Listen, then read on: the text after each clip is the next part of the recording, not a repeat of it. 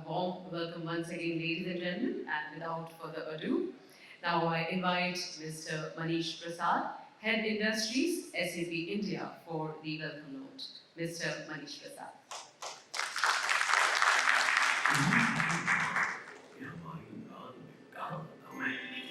और हमें यकीन कि आगे आसमान बहुत कम बीते 25 साल एक ऐसी सदी जिसने भारत के ख्वाबों को वो उड़ा दिया कि आसमान भी छोटा पड़ गया।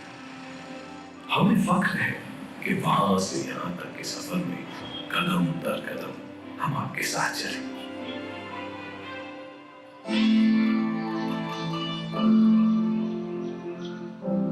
हमें आज भी याद है वो दिन जब शांति देवी का घर सालों के अंधेरों से निकलकर पहली बार बिजली के बल्ब से रोशन हुआ। हम वहीं थे। सुनील का स्कूटर से कार तक का वो सफर और उस दिन उसके चेहरे पर छाई वो खुशी हमने देखी थी। लगता है जैसे कल ही की बात हो।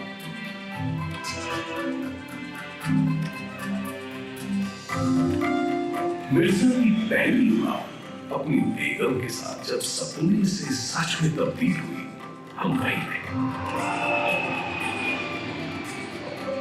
और जब एक छोटे से मोबाइल फोन में 100 करोड़ लोगों को लैंडलाइन के इंतजार और पीसीओ बूथ की कतार से निकालकर एक सूत्र में बांध दिया, हम थे वहां।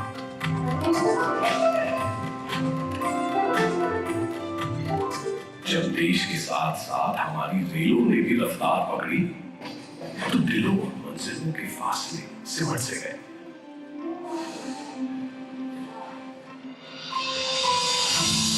और रूपा देवी जैसी जन साधारण औरतों की असाधारण साहस ने जब हमको विश्व में दूध का सबसे बड़ा उत्पादक बना दिया, हम थे वहां।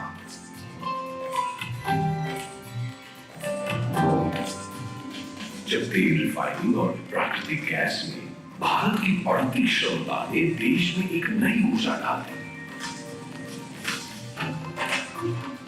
और जब दलजीत जी के लिए कश्मीर से कन्याकुमारी तक का फासला अब हफ्तों से चंद दिनों का ही रह गया। देश की तरह लाखों युवाओं के सपनों को जब शिक्षा के पार लग गए, तब उनकी उड़ानों को एक नया आकाश मिला। और जब भारत को हमारे सॉफ्टवेयर इंजीनियर्स ने दुनिया में एक नई पहचान दी, हम चल रहे थे उनके साथ। और आज जब देश हवा के पंख ओढ़े एक नए क्षितिज का पता पूछ रहा है, हम फिर से तैयार हैं उस नई उड़ान के लिए।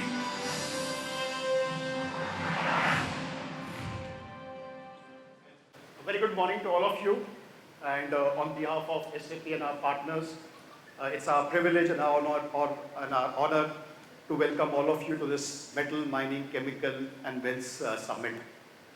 Whenever I watch this video, I get super excited, and the reason why I get super excited is because of two primary reasons, right? One is, look, I represent an organization which has been playing a significant role to the growth of the India story.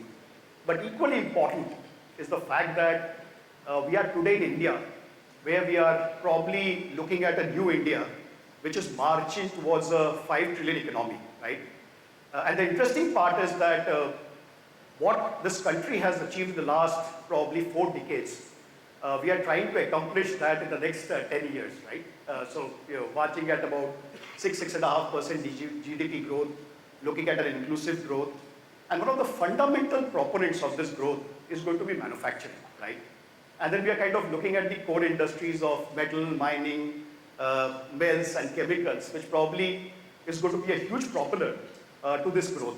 And I think that's where this summit becomes extremely, extremely important, because what we are trying to do probably after 5 years, right? We probably met in 2020 during pandemic as a team, but that too virtually.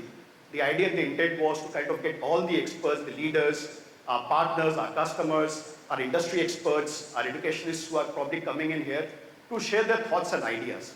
Because while the growth India story looks extremely, extremely exciting, I think there are definitely some headwinds that are coming our way, right? And those headwinds are not necessarily something which is going to probably stop us from growth, but this is something that we need to look upon and also use this as an opportunity for a hyper-growth story, right? And if I kind of sit out there and think through what are those 4 or 5, and I'm probably not going to talk about any specific industry per se, but talking to various customers across those 25 industries that SAP caters into, if I have to probably balance this into 4 or 5 broad themes that probably require immediate attention and focus, I would probably rate them as the following, right? The first thing, obviously, the pandemic taught us is having a very resilient and sustainable supply chain, right?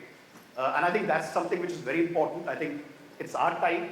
India as a country is probably enjoying some geopolitical advantage, which probably allows us to look at being a huge contributor to the global supply chain, right? I think that's the first piece that comes in. The second piece that comes in is that, look, the entire business model will revolve around 3 P's, right?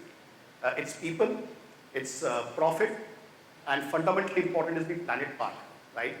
And when we are talking about the planet part, right, I think our growth story has to be in I kind of call it a dual speed, right? The dual speed talks about, on one side, we have to sustain this growth.